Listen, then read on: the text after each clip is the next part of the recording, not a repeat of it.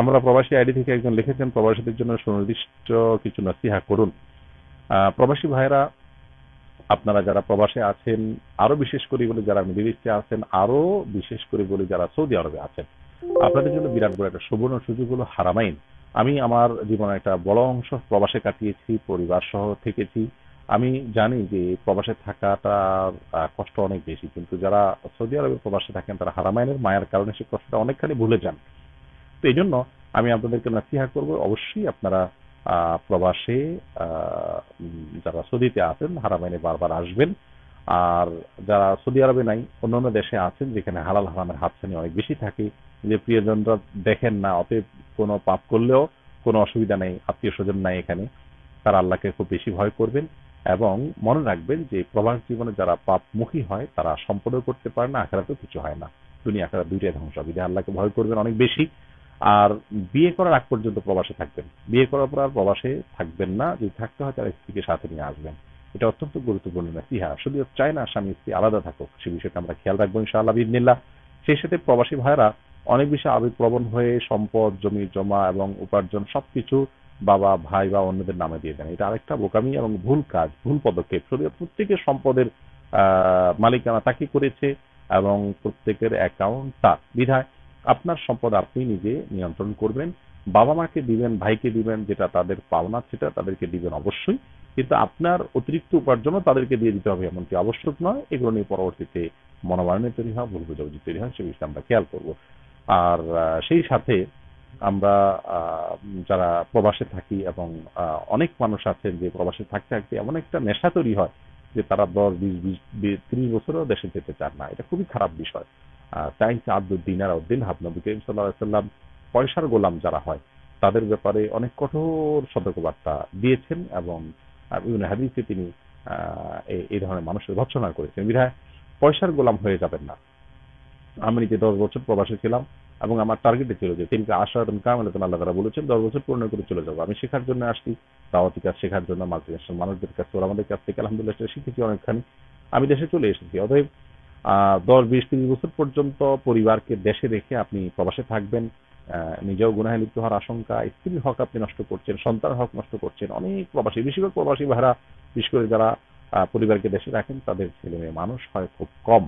অনেকেরই হয় আলহামদুলিল্লাহ, কিন্তু বেশিরভাগই আমি দেখেছি যে তাদের সন্তানের মানুষ হয় কম। বাবা মা স্নেহ এটা অনেক বেশি গুরুত্বপূর্ণ। অতএব সম্পদের জন্য এরকম যেন আমরা মহাবিষ্ট হয়ে না পড়ি, সেদিকটা আমরা খেয়াল করবো।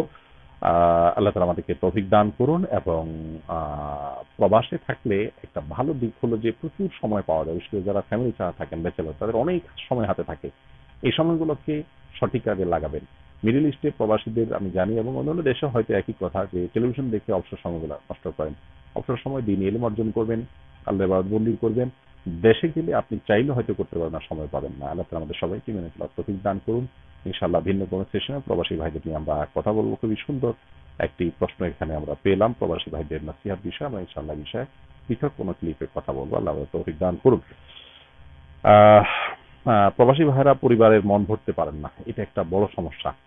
তো মন ভরতে পারেন না কারণ চাহিদাটা বড় করে তৈরি করেন, এরপরে ছোট করতে চাইলে তার করতে পারবেন না। আগে থেকে ছোট রাখবেন, লিমিটেড রাখবেন, তাদের হক যে রেস্টে দিবেন, আপনারটা আপনি আলাদা রাখবেন।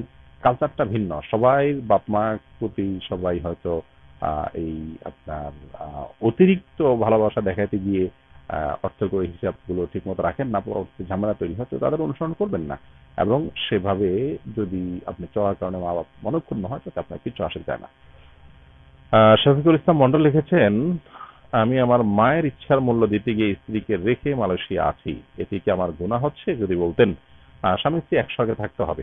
আপনি মালয়েশিয়াতে খুব বেশি দিন না থেকে খুব দ্রুত দেশে চলে যাওয়া উচিত। আল্লাহ তাআলা রিজিকের মালিক, অল্প স্বল্প পুঁজি জোগাড় করতে পারলে দেশে এসে আপনি একজন উদ্যোক্তা হিসাবে দেশে এসে সৃষ্টিশীল বা কোনো ব্যবসা বাণিজ্য ছোটখাটো যাই পারেন আপনি কাজ শুরু করতে হবে। স্বামী স্ত্রী দূরে থাকা কোনো অবস্থায় জায়েজ নয়। আর বিশেষ করে আপনার মা যদি এই নির্দেশ করেন তাহলে সেক্ষেত্রে কেন করেছেন এর আগ পাশ বিবেচনা করতে হবে। নিছকই যে গ্রাম্য চিন্তাধারা সেই জায়গা থেকে যদি বলা হয় যে না তোমার স্ত্রী এখানে থাকুক আমাদের কাজ কাম করবে, তাহলে সেক্ষেত্রে আপনার মার নির্দেশটা অন্যায্য নির্দেশ, তার এই অন্যায্য নির্দেশ মানতে আপনি বাধ্য নন। আপনার পুরোপুরি অবস্থা যদি কোনো আলেমের সাথে দেখা করে জানাতে পারতেন এবং তার উপরে ভিত্তি করে বলতে পারতেন, এই প্রশ্ন করতে পারতেন, তাহলে আমরা আরো হয়তো সুনির্দিষ্ট করে আপনার জন্য অ্যাডভাইস দিতে পারতাম। এরপরে উম্মে আয়েশা আপনি লিখেছেন, আমাকে একটু বলবেন, আমি যদি রাগবশত বারবার আমার স্বামীকে ডিভোর্স দিয়ে দেওয়ার কথা বলি, সেটা কি বড় ধরনের কোনো গুনাহ হবে? দেখুন, এটা তো খুব জঘন্য বিষয়। আল্লাহ তাআলা কোরআনে কারিমে বলেছেন, ওয়ালা তাত্তাখিযু আয়াতিল্লাহি হুজুয়া। আল্লাহর আয়াতকে, আল্লাহর আদেশ নিষেধ এসব বিষয়গুলোকে ঠাট্টার ছলে নেওয়া, মজার ছলে নেওয়া, বা এগুলোকে তামাশার পাত্র বানানো, এটা জায়েজ নয়। বিধায় আমি আপনাকে বিনীতভাবে অনুরোধ করব যে এই অভ্যাস থেকে আপনি বেরিয়ে আসুন। আর তাছাড়া কিছু বিষয় আছে যেগুলো মানুষ সিরিয়াসলি না করলেও সেটা কিন্তু সিরিয়াসলি হয়ে যায়। বিধায় আহ, সে বিষয়গুলো আমরা যথাসম্ভব এই তালাকের মধ্যে বিষয়গুলো আমরা আসলে বেঁচে থাকবো। আর তাছাড়া কথায় কথা তালাক যারা চায় স্বামীর কাছে, এদের উপর রাসূল আকরাম সাল্লাল্লাহু আলাইহি ওয়াসাল্লামের হাদিসে আছে, ফেরেশতারা তাদের জন্য লানত করে। খুব ডেঞ্জারাস একটা বিষয়। অনেক পুরুষেরও এই বদরোগ আছে। আল্লাহ তাআলা আমাদের সবাইকে বেঁচে থাকার তৌফিক দান করুন, আমরা যেন এই অপকর্ম থেকে বেঁচে থাকি। এরপর একজন লিখেছেন, আপনার সাথে আমরা ওমরা করতে চাইলে কি করতে পারি আগামীতে? আমি হজ বা ওমরা কোনো ব্যবসা করি না ভাই। অনেকদিন পর ওমরা করার কারণে অনেক ভাই বা ভাইয়েরা আমাদের সাথে ওমরা করার জন্য আমাদের অফিসে বারবার ফোন করেন, বিভিন্ন সময় জানতে চেয়েছেন। সেজন্য তাদেরকে আমরা ঘোষণা দিয়েছি যে তারা আসতে চাইলে আসতে পারে। তবে ভবিষ্যতে হজ বা ওমরা করার জন্য আমাদের ওইরকম বিশেষ কোনো প্ল্যান নেই। আমার পোর্টফোলিওতে ইনশাআল্লাহ বিদিল্লাহ পোর্টফোলিও খুব দ্রুতই আপনাদের জন্য উন্মুক্ত করা হবে, কাজ চলছে। সেটা রেডি হয়ে গেলে সেখানে যারা হজ ওমরা করতে আগ্রহী তারা নিবন্ধন করে রাখতে পারবেন। আমরা যখন যাব তার আগে আমরা ঘোষণা দিয়ে তাদের সাথে হয়তো আমাদের অফিস থেকে যোগাযোগ করা হবে। যে এজেন্সিতে যাব আমরা, সেই এজেন্সি তারা যেতে পারেন, যদি এটা আল্লাহ তাআলা তৌফিক দান করেন। কিন্তু হজ বা ওমরার জন্য আপনার বিশেষভাবে আপনার কাজ করা বা হজ ওমরার কাফেলা নিয়ে আসা, এরকম কোনো সুযোগ আমাদের নাই, সে সময় আমাদের হাতে নাই।